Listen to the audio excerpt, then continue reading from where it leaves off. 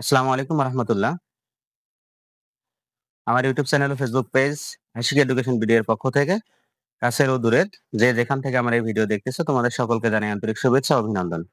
আজকের ভিডিওতে এসএসসি রসায়ন অধ্যায় 6 এর যশোর বোর্ড 2024 সালের একটি সৃজনশীল নিয়ে আলোপ করব।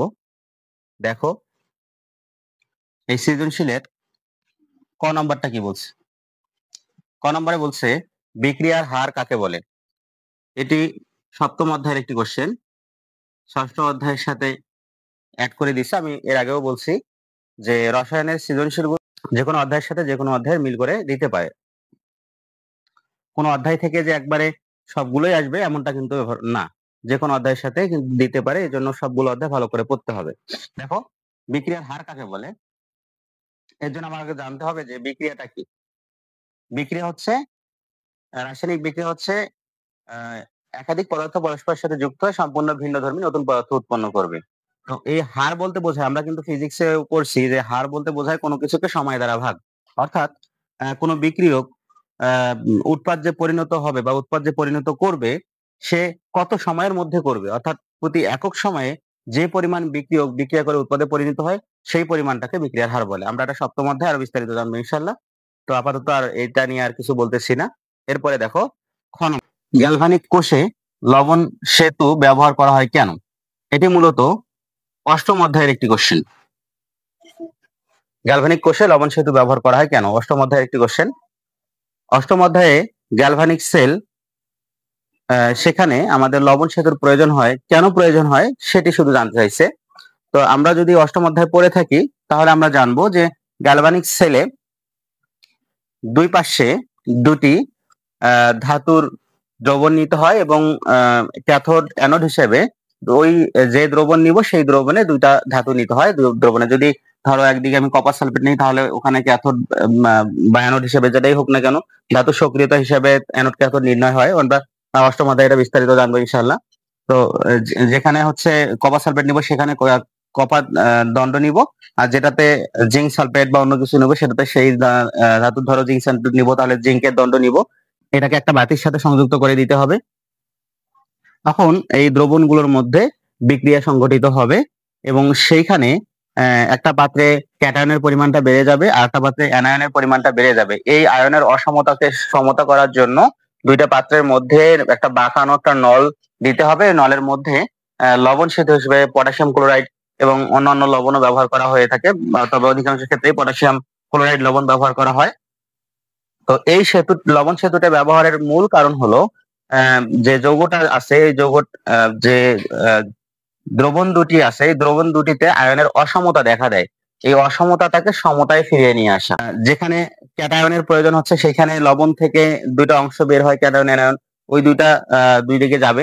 যেমন আমি যদি একটু দেখাই, ধরো এই পাত্রের মধ্যে জিঙ্ক সালফেটের দ্রবণ আছে আর এই পাত্রের মধ্যে কপার সালফেটের দ্রবণ আছে। তাহলে এই পাত্রের মধ্যে যদি সাপোজ আমি বিস্তারিত বলতেছি না, সাপোজ এই পাত্রের মধ্যে জিঙ্ক প্লাস 2+ এর পরিমাণটা অধিক হয়ে গেছে, এই পাত্রে সালফেটের পরিমাণটা অধিক হয়ে গেছে। একটাতে কিন্তু প্লাসের পরিমাণ বাড়বে আর একটা মাইনাসের পরিমাণ বাড়বে। সেক্ষেত্রে এখানে একটা সেতু ব্যবহার করা হবে, এগুলোকে বাতির সাথে সংযুক্ত করে দিতে হবে।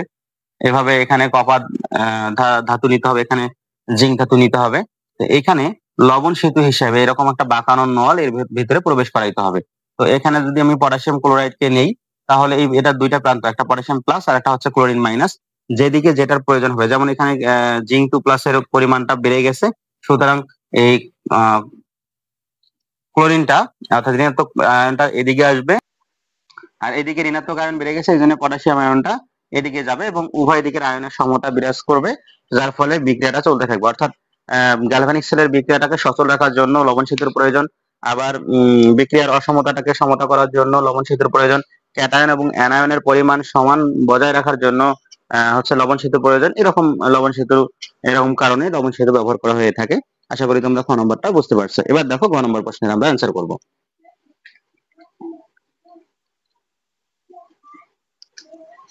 দেখো গ নম্বর প্রশ্নে কি বলছে, 1 নং পাত্রের দ্রবে মোট পরমাণুর সংখ্যা নির্ণয় করো। 1 নং পাত্রের দ্রবে মোট পরমাণুর সংখ্যা নির্ণয় করো। দেখো 1 নং পাত্র আমার এটি, এখানে 1 নম্বর পাত্রে দ্রবটাকে সোডিয়াম কার্বনেট দেয়া আছে। দ্রবটা কি? Sodium carbonate. এই সোডিয়াম কার্বনেটের কি নির্ণয় করতে বলছে দেখো তো? পরমাণুর সংখ্যা। কি নির্ণয় করতে বলছে? পরমাণুর সংখ্যা। তাহলে আমরা এটা কিভাবে নির্ণয় করতে পারি? আমাদের নির্ণয় দুইটি সিস্টেম আছে।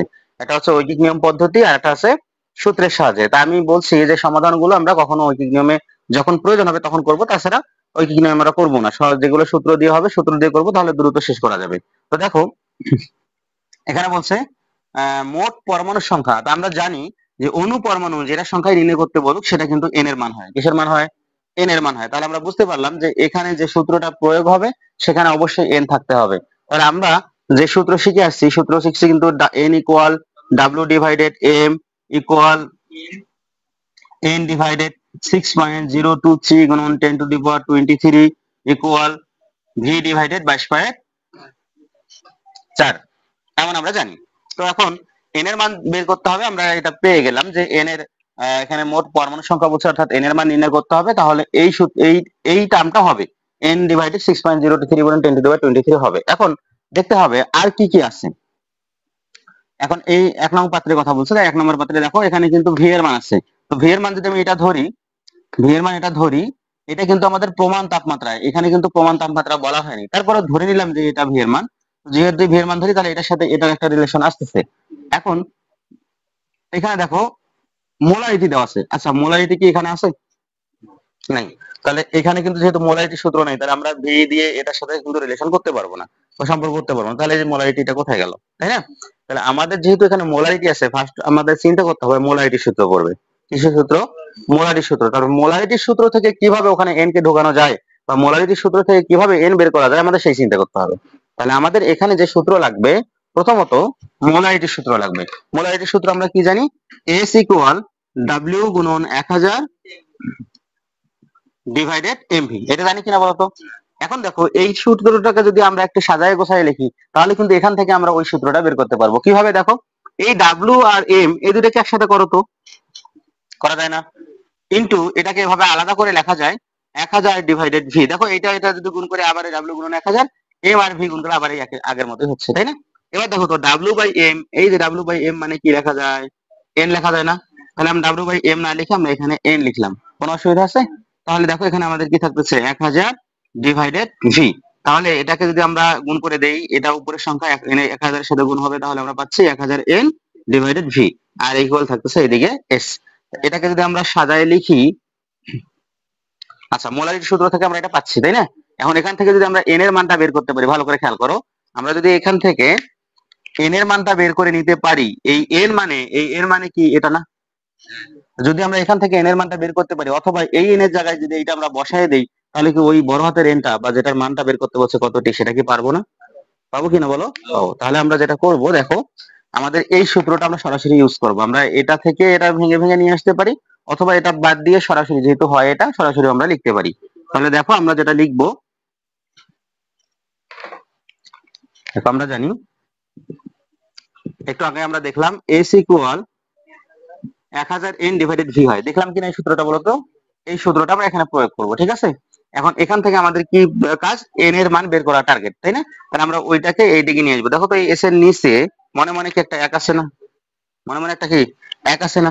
তাহলে এই 1000 এন এর সাথে এক যদি গুণ করি, তাহলে আমরা পাচ্ছি কি 1000 এন। আর এস আর ভি যদি আমরা গুণ করি, তাহলে কি এদিকে এস ভি পাচ্ছি কিনা? আদালত দেখো তো, পাচ্ছি? এখন দেখো এই এন এর মান আমাদের বের করতে হবে। তাহলে এন কে রাখবো আমরা এখানে, এন এর সাথে এই 1000 কি অবস্থায়? গুণ অবস্থায়। তাহলে এটি যদি ওইদিকে যায় কি হবে? ভাগ হবে। তাহলে আমরা এখানে পাচ্ছি এস ভি ডিভাইডেড 1000। বুঝছি আমরা? এবার এই এন এর মান বের করলে এন এর মানের থেকে এটা বের করা যাবে, অথবা আমরা এই এন এর জায়গায় কিন্তু এটা লিখতে পারি এন ডিভাইডেড 6.023 গুণন 10 টু দি পাওয়ার 23। পারি কিনা বলো? কারণ এন এর মান তো এটা, এন এর মান এটা, এন এর মান সবটাই। সুতরাং যেহেতু এখানে এন আছে, এন এর পরিবর্তে আমাদের এটার প্রয়োজন, আমরা এটা নিয়ে আসতে পারি। কেন প্রয়োজন? কারণ এই এন এর মানটা কিন্তু আমাদের কাছে চাইছি। বুঝছো এখন? তাহলে দেখো আমাদের সূত্রটা কিন্তু রূপান্তর হয়ে গেল। দেখো এখানে হবে এস ভি ডিভাইডেড 1000। দেখো সূত্র হয়ে গেছে কিনা বলো? সূত্র হয়েছে? এখন আমরা কি করবো? মানগুলো তুলে নিব। দেখো এখানে ভি এর মান দেয়া আছে হচ্ছে 500 মিলিলিটার, এস এর মান দেয়া আছে 0.25 মোলার, আর এখানে আমাদের কিসের মান চাইছে? এন এর মান চাইছে, এন ইকুয়াল এন এর মান 600, তাই না? তবে হ্যাঁ, এখানে একটা জিনিস খেয়াল করে দেখো, এখানে বলছে পরমাণুর সংখ্যা। মূলত এটা কি বলতো, সোডিয়াম কার্বনেটটা কি যৌগ? ওটা যৌগ হলে এখানে যেটা আমাদের পরিমাণটা আছে এটা কিসের? অণুর পরিমাণ না? তাহলে আমাদের এটাকে কি পরমাণু করতে হবে না? তো পরমাণু করার জন্য জানতে তো হবে যে যৌগটাতে কয়টা পরমাণু আছে, তাই না? তাহলে দেখো তো সোডিয়াম কার্বনের যৌগে কয়টা পরমাণু আছে? যৌগে এই যে এখানে আছে 2টা, কার্বন আছে 1টা, 3টা আর 3টা 6টা। তাহলে যৌগে মোট 6টি পরমাণু আছে। কয়টি পরমাণু আছে? 6টি। তাহলে অণুর সংখ্যার সাথে, আমি কিন্তু এই অধ্যায়ের অঙ্ক শেখানোর সময় বলছিলাম, অণুর সংখ্যার সাথে যদি পরমাণুর সংখ্যা নির্ণয় করতে বলে, তাহলে অণুর সংখ্যার সাথে যতটা পরমাণু আছে তত গুণ করে দিলেই অণুর সংখ্যাটা কিসে হবে? পরমাণুর সংখ্যা হয়ে যাবে। তাহলে এখানে যতটি আছে এর সাথে কি গুণ করে দিব? 6টা গুণ করে দিব। তাহলে এই সংখ্যাটা আমাদের কিসের সংখ্যা হয়ে যাবে? পরমাণুর সংখ্যা। এখন বুঝছো এই পর্যন্ত? এখন কিসের মান বের করতে হবে বলো তো? এই এন এর মান না? তাহলে এনটা এই পাশে থাকবে। এখন দেখো তো, এই এন এর সাথে এই নিচে যে অংশটা, এটা কি অবস্থায় আছে? ভাগ। এটা যদি ওই পাশে যায় তাহলে কি হবে? গুণ হবে। তাহলে উপরে ছিল কি এস ভি, ওর সাথে গুণ হবে 6 গুণন 6.023 গুণন 10⁻23 ডিভাইডেড কি 1000। বুঝছো? এখন দেখো আমি উপরে মিশিয়ে দিচ্ছি। এখন আমরা মানগুলো বসাবো। দেখো এখানে এন এন থাকলো, এখানে এস এর মান কি আমাদের 0.25 গুণন ভি এর মান কত? 500, ঠিক আছে? গুণন 6 গুণন 6.023 গুণন 10⁻23, ঠিক আছে? ডিভাইডেড 1000। হিসাবটা করো তো, দেখো তো কত আসে।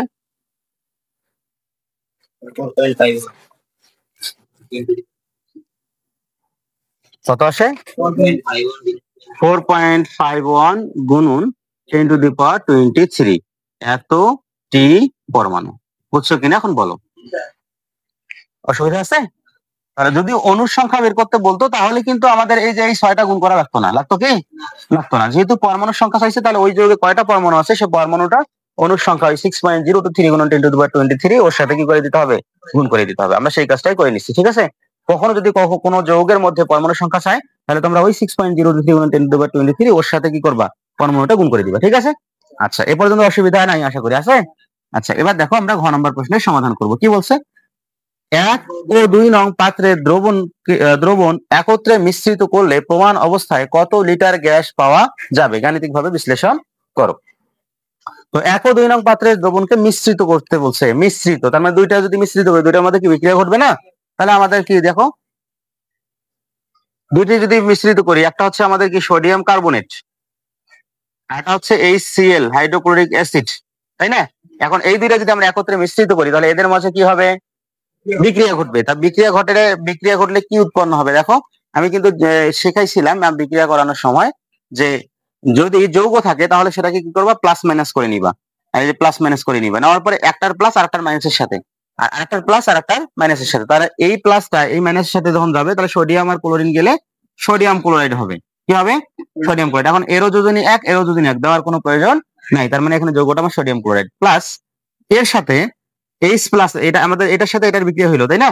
এবার এটার সাথে এটা, এই এইচ প্লাস এর সাথে যখন কার্বনেটের বিক্রিয়া হবে, তখন কিন্তু আমরা পাবো কার্বন ডাইঅক্সাইড প্লাস পানি পাবো। কার্বন ডাইঅক্সাইড প্লাস পানি পাবো। কিভাবে পাবো? এই কার্বনেটটা মূলত কার্বন ডাইঅক্সাইড আর অক্সিজেনের সমন্বয়ে গঠিত। আর এর সাথে যখন এইচ প্লাসটা বিক্রিয়া ঘটাবো, তখন এইচ প্লাসটা অক্সিজেনের সাথে বিক্রিয়া করে তখন আমার কিন্তু উৎপন্ন হবে পানি হবে, আর কার্বন ডাইঅক্সাইড থাকবে, সুতরাং কার্বন ডাইঅক্সাইড হবে। তাহলে এইচ প্লাস যখন কার্বন ডাইঅক্সাইডের সাথে বিক্রিয়া করবে, তখন আমরা কি পাবো? তখন আমরা পাবো কার্বন ডাইঅক্সাইড এবং পানি। তখন আমরা কি পাবো? কার্বন ডাইঅক্সাইড এবং পানি। এবার দেখো, এখন প্রশ্নে কি বলছে? 1 ও 2 নং পাত্রের দ্রবণ একত্রে মিশ্রিত করলে, আমরা মিশ্রিত করলাম, করে এটা উৎপন্ন হলো। এখন বলছে প্রমাণ অবস্থায় কত লিটার গ্যাস পাওয়া যাবে? এখন বলো তো এখানে গ্যাস কোনটি? এই কার্বন ডাইঅক্সাইড না গ্যাস? এইটার প্রমাণ অবস্থায় কত লিটার, এটা আমাকে প্রশ্ন করছে, বের করতে হবে। বুঝছো কিনা এখন বলো? এখন কার্বন ডাইঅক্সাইডটা কি, বিক্রিয়ক না উৎপাদ? উৎপাদের পরিমাণ নির্ধারণ করে বা উৎপাদনের পরিমাণ নির্ণয় করতে পারবো কার মাধ্যমে? লিমিটিং বিক্রিয়কের মাধ্যমে। কিসের মাধ্যমে? আমি যখন লিমিটিং বিক্রিয়ক অধ্যায় পড়াইছি তখন কিন্তু বলছিলাম যে লিমিটিং বিক্রিয়কটা কি করে? উৎপাদের পরিমাণ নির্ধারণ করে। কি করে? উৎপাদের। আমাদের এখানে কিসের পরিমাণ চাইছে বলো তো? উৎপাদের পরিমাণটা। উৎপাদের পরিমাণ যদি তুমি বের করতে চাও, তাহলে তোমাকে আগে জানতে হবে না কোনটা লিমিটিং বিক্রিয়ক? কারণ লিমিটিং বিক্রিয়কের পরিমাণটাই তো হবে উৎপাদের, ওখান থেকে যেটা পাবা সেটাই তো হবে উৎপাদের পরিমাণ। লিমিটিং বিক্রিয়ক যদি না জানি তাহলে তো আমি বলতে পারবো না যে কত লিটার কার্বন ডাই অক্সাইড উৎপন্ন হচ্ছে বা কতটুকু হচ্ছে। খালি লিটার জ্ঞান যে কোনো প্রশ্ন করুক, আমরা কিন্তু কার্বন ডাই অক্সাইডের পরিমাণ কখনোই বের করতে পারবো না। সুতরাং আমাদের দেখতে হবে আগে কোনটা লিমিটিং বিক্রিয়ক, বুঝছো কি? তাহলে এই সমাধানটা করার জন্য আমাদের প্রথমত লিমিটিং বিক্রিয়কটা বের করে নিতে হবে। কি করতে হবে? লিমিটিং বিক্রিয়ক। তার মানে এই দুইটা বিক্রিয়কের মধ্যে বিক্রিয়া করে কোনটা আগে শেষ হয়েছে এটা আমাকে দেখতে হবে, বুঝছো? যদি দেখতে চাই তাহলে এদের পরিমাণ কতটুকু ছিল আগে জানতে হবে না? তাহলে এদের পরিমাণ এখানে কি দেওয়া আছে? দেওয়া আছে যে কত গ্রাম, এটা কি দেওয়া আছে কত গ্রাম? তাহলে প্রথম কাজ কি, আমাদের এটা কত গ্রাম আছে, এটা কত গ্রাম আছে এটাকে দেখা, তারপরে এখানে বিক্রিয়া করে কত গ্রামের সাথে কত গ্রামের প্রয়োজন শেষ হয়েছে কিনা সেটা আমাকে নির্ণয় করতে হবে। তো আমরা দেখো সেই কাজটাই করব। আগে এই দুইটার পরিমাণটা নির্ণয় করব। কি করব?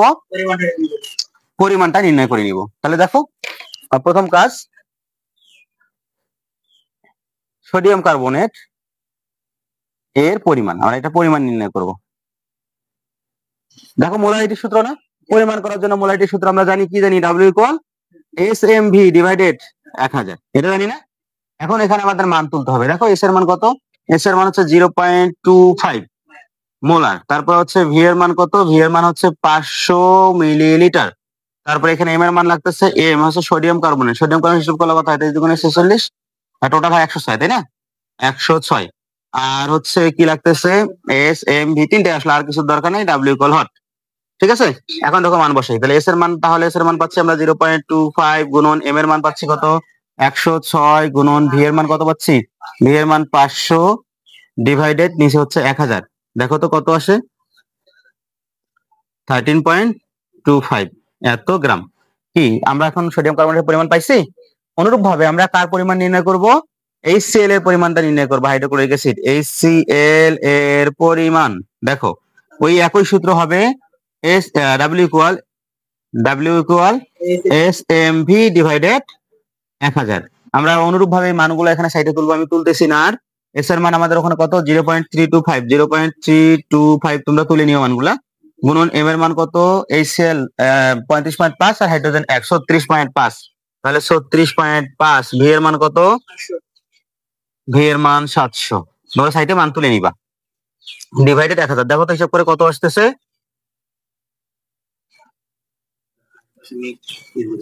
8.303। বুঝছো কিনা বলো তো? এই যে দেখো আমাদের এত গ্রাম, এই দুইটার পরিমাণ চলে আসছে, আমাদের দুইটার পরিমাণ চলে আসছে। এখন আমরা দেখবো যে কোনটি লিমিটিং বিক্রিয়ক হয়। এখন আমরা দেখবো, চলো, যে কোনটি লিমিটিং বিক্রিয়ক হয়। দুইটার পরিমাণ কিন্তু আমরা পেয়ে গেলাম। এটা 13 পয়েন্ট, আমি এখানে সুবিধার জন্য লিখে রাখতেছি। একটা পাইলাম আমরা হচ্ছে 13.25, আর একটা পাইলাম হচ্ছে কত? 8.303। দুইটা আমরা পাইছি এত গ্রাম। এখন আমাদের দেখতে হবে কোনটি লিমিটিং বিক্রিয়ক হয়।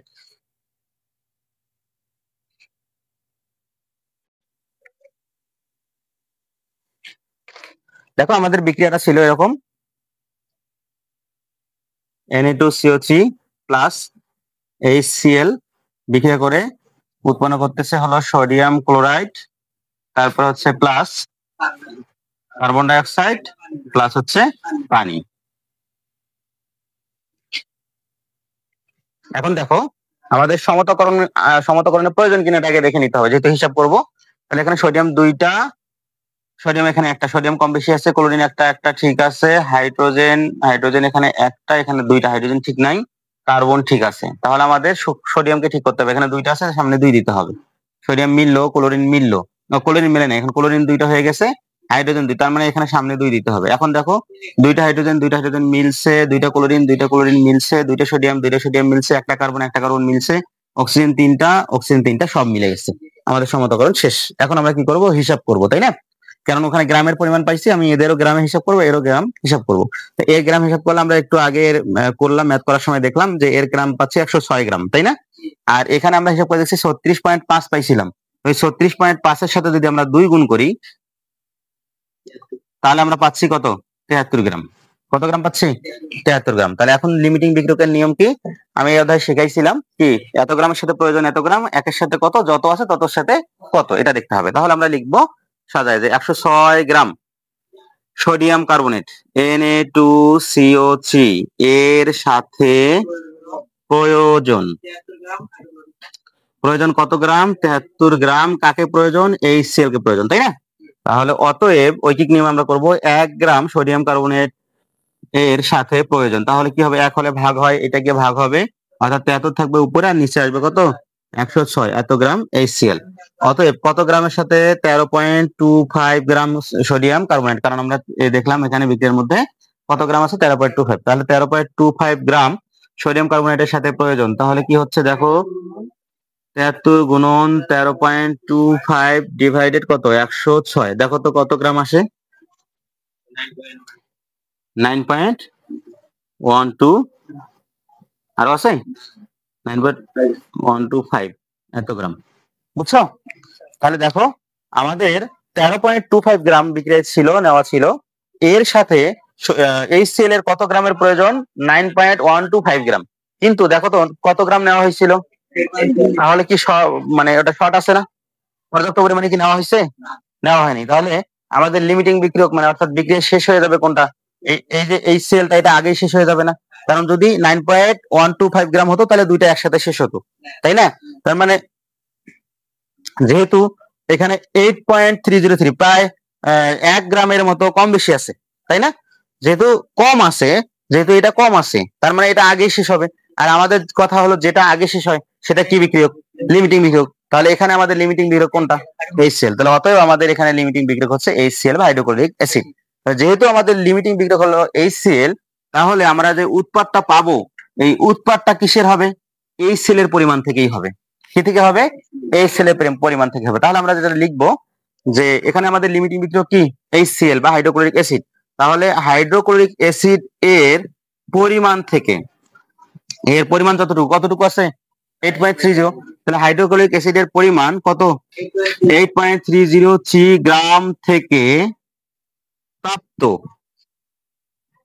প্রাপ্ত কার্বন ডাই অক্সাইড, গ্যাসটা আমাদের কি কার্বন ডাই অক্সাইড না, তাহলে কার্বন ডাই অক্সাইড গ্যাসের পরিমাণ হবে আমাদের নির্ণেয় পরিমাণ, তাই না?